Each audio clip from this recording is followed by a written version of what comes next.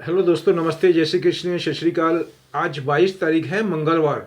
अभी लगभग 12:30 हो रहे हैं और मार्केट चालू है। लेकिन मैं आपको जो मैंने स्टडी करी है और जो मैं समझ रहा हूँ, जो मैंने डिबेट सुने हैं, वो मैं आपके साथ में साझा करना चाहूँगा या आपके साथ में बांटना चाहूँगा। मैं आपको ये बोलूँगा, अभी का माहौल बिल्कुल अनसर्टनिटी है। और मैं पहले भी आपको ये दोहरा चुका था कि जो पुतिन है, सॉरी, पुतिन के ऊपर विश्वास रखना बहुत मुश्किल है। सेम जो नॉर्थ कोरिया के हैं, पिंगयोंग, उनके जैसा ही इनका हाल है।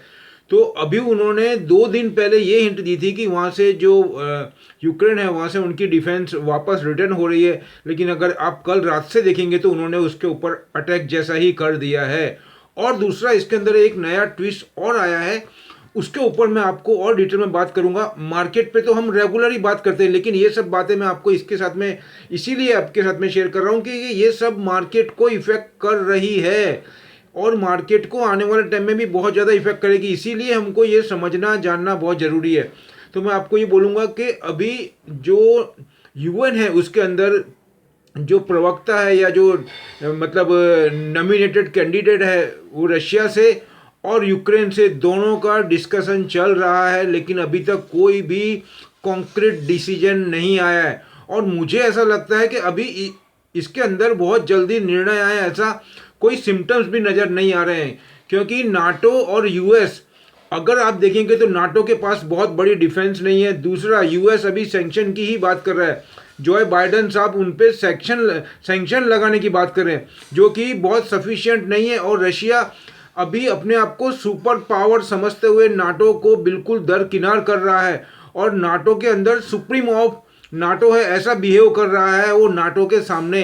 क्योंकि पुतिन का बिहेव और उनका जो बॉडी लैंग्वेज है, उनका पिछला जो ट्रैक रिकॉर्ड है, वो यही सिग्नल दे रहा है। तो मैं आपको ये बोलूँगा, दूसरा, उन्होंने एक नया ट्विस्ट दे दिया है। इसके पीछे मैं ऐसा मान के चल रहा हूँ कि चाइना और यूएसए, रशिया के जो व्लादिमीर पुतिन है और चाइना के जिनपिंग, इनकी सोची समझी रणनीति है जो पहले से तैयार थी। ऐसा मैं बोल रहा हूँ क्योंकि पूरे विश्व को इन्होंने मिसगाइड किया है। उसके अंदर इन्होंने अब किसी भी एक सेपरेट कंट्री के अंदर किसी क्षेत्रों को अलग अलग देश की परमिशन देना या उसको स्वायत्तता देना, ये किसी भी कंट्री के हाथ में नहीं है। वो सबसे पहले संयुक्त राष्ट्र जो होता है, वहाँ पे डिस्कशन होता है, यूएन में डिस्कशन होता है। ये बहुत लंबी प्रोसेस है, उसके बाद में ही कुछ ऐसा डिसीजन लिया जा सकता है। लेकिन यहाँ पर क्या हुआ है कि यूक्रेन के अंदर रशिया के व्लादिमीर पुतिन ने किसी को भी पूछे बिना या सबको दरकिनार करते हुए, जो आपको मैं बोलना चाहूँगा पूर्व क्षेत्र है यूक्रेन का, उसके पूर्व क्षेत्र में क्या है उसका मैं आपको कंपेयर करके भी बताऊंगा इंडिया में, जिससे कि हमको समझने में और ज़्यादा सहूलियत हो जाए।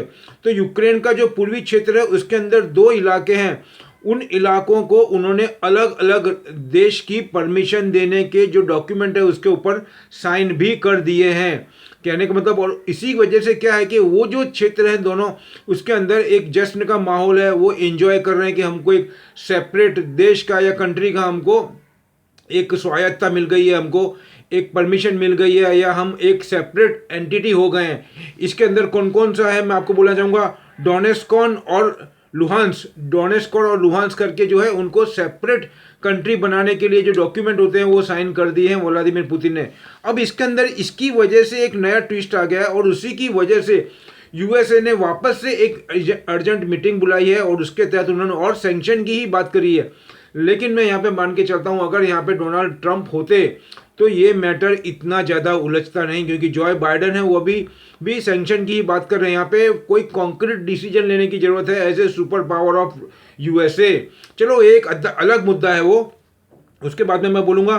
संयुक्त राष्ट्र की भी आपातकालीन बैठक बुलाई है, जो कि इन दोनों जो डोनेस्कॉन और लुहांस्क को जो सेपरेट एंटिटी दी है उसका विरोध किया जा रहा है। उसका नाम है यूएनएससी। ये यहाँ पे मीटिंग चल रही है।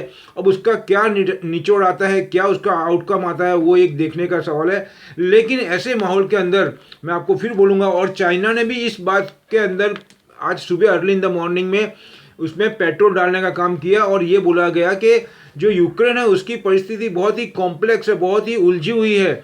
इसीलिए उसकी बात पे बहुत ज़्यादा ध्यान देने की ज़रूरत है और जल्दी से जल्दी इसका निराकरण या इसका कोई सॉल्यूशन लाना चाहिए, ऐसा चाइना का जो विदेश प्रवक्ता है उन्होंने ये स्टेटमेंट दिया है। मतलब मैं ये मान के चल रहा हूँ कि इसके अंदर रशिया के पुतिन और चाइना के जिनपिंग और उनकी दोनों टीम, इसमें दो बहुत ही बुद्धिजीवी हैं, उनका काम कर रहा है दिमाग, और उसी की वजह से ये पेचीदा मैटर होता जा रहा है और पूरे यूरोप को और यूएसए को इसके अंदर और नाटो को कोई क्लैरिफिकेशन नहीं मिल रहा है और वो कुछ भी डिसीजन लेने के मतलब अभी उसके करीब नहीं पहुंच रख रहे हैं, क्योंकि हर दूसरे दिन कोई नया ट्विस्ट इसके अंदर ऐड कर देते हैं व्लादिमीर पुतिन। तो अभी यही देखने का है। लेकिन ऐसे माहौल के अंदर अब हमारा मैटर ये आता है कॉन्क्रीट। तो मैंने आपको बताया था अभी अर्ली इन द ये वीडियो के अंदर कि मैं आपको उदाहरण देके बताऊंगा। तो मैं आपको यही बताना चाहता हूँ, जैसे कि अभी पंजाब के अंदर कोई खालिस्तान की डिमांड करे और उसके अंदर जो है वो कोई उसको एंटिटी अलग सेपरेट परमिशन दे दे, ये ऐसी बात है यूक्रेन के अंदर। तो मैं आपको ये बोलूँगा, और वहाँ पे जितने भी हैं वहाँ पे जो गढ़ है बने हुए वो रशिया को सपोर्ट करते हैं और उसके अंदर ऐसा भी बोला जाता है काफ़ी टेररिस्ट एक्टिविटीज़ भी होती है जहाँ पे ये दो स्वायत्तता दी गई है वहाँ पे, मतलब डोनेस्कॉन और लुहांस्क के अंदर। और रशिया ये करके उसके जहन में क्या बात है, ये एक बहुत ही इम्पोर्टेंट मैटर है पूरे विश्व के लिए। तो अभी मैं इतना ही बोलना चाहूँगा आपको, ये मैटर के अंदर इतना ही बोल रहा हूँ कि मार्केट अभी बहुत अनसर्टेनिटी है। हो सकता है मार्केट नीचे से, हमारा मार्केट अभी मैं बोलूँ तो लगभग 850 या 860-65 पॉइंट अभी माइनस में है। सुबह लगभग 1100 से 1200 पॉइंट माइनस में था और बैंक निफ्टी जो 550-600 पॉइंट माइनस था अभी लगभग 400 से 450 पॉइंट माइनस में है और निफ्टी भी माइनस में ही है। तो मेरा कहने का मतलब इतना है कि ऐसे माहौल में जिसके पास में आइडल मनी है, जो एक अपॉर्चुनिटी देख रहा है और 6 से 8 महीने के लिए या 1 साल का अगर हॉरिजॉन्टल है आइडल मनी का, तो मैं ये मानता हूँ कंज्यूमर आइटम और जो डिफेंस से रिलेटेड कंपनियां हैं जैसे कि हिंदुस्तान एरोनॉटिक हो गई, एल&टी हो गया, फिर आपको पारस डिफेंस हो गया, या फिर BEML हो गया, HUL हो गया, इस टाइप की कंपनी डिफेंस की हो गई। और कंज्यूमर के अंदर HUL, गोदरेज कंज्यूमर, डाबर, इस टाइप की कंपनी जो है वो हम ले सकते हैं। उसके बाद में इंडिया मार्ट, ये सब में भी ले सकते हैं। और सॉफ्टवेयर के अंदर मैं आपको बोलना चाहूँगा सीमेंस हो गया, आपको टेक महिंद्रा हो गया, ये सब हम लॉन्ग टर्म के लिए बाय करके रख सकते हैं। और उसके बाद में ट्यूब इन्वेस्टमेंट मैं आपको ऑलरेडी बोला हूँ, और आज ऐसे माहौल में भी ट्यूब इन्वेस्टमेंट 50 रुपये, 40-50 रुपये ऊपर है, जबकि बहुत नीचे था उसके बाद में, क्योंकि वो 3 व्हीलर में, 2 व्हीलर में भी आ रहे हैं इलेक्ट्रिक व्हीकल में।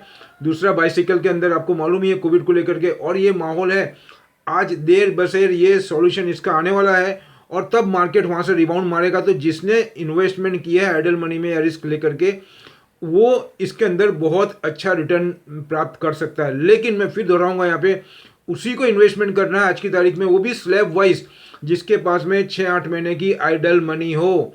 अगर रेगुलर मनी है तो उसको भूल के भी इस मार्केट में अभी इन्वेस्टमेंट नहीं करें, क्योंकि अभी पिक्चर क्लियर नहीं है, मार्केट यहाँ से भी ज़्यादा गिर सकता है, मैं ऐसा बोल रहा हूँ, उसमें सेलिंग प्रेशर आ सकता है। तो मैं अभी फिलहाल इतना ही रखता हूँ। दूसरा, और भी मैंने स्किप निकाली, उसके लिए मैं सेपरेट वीडियो बना दूंगा क्योंकि वीडियो फिर लंबा हो जाएगा। तो दूसरा बोलना चाहूँगा, मेरा डिस्क्लेमर रख रहा हूँ, ये मेरी अपनी स्टडी है, अपने एनालाइज है, आप अपना डिसीजन अपने एक्सपर्ट के गाइडलाइन से लें।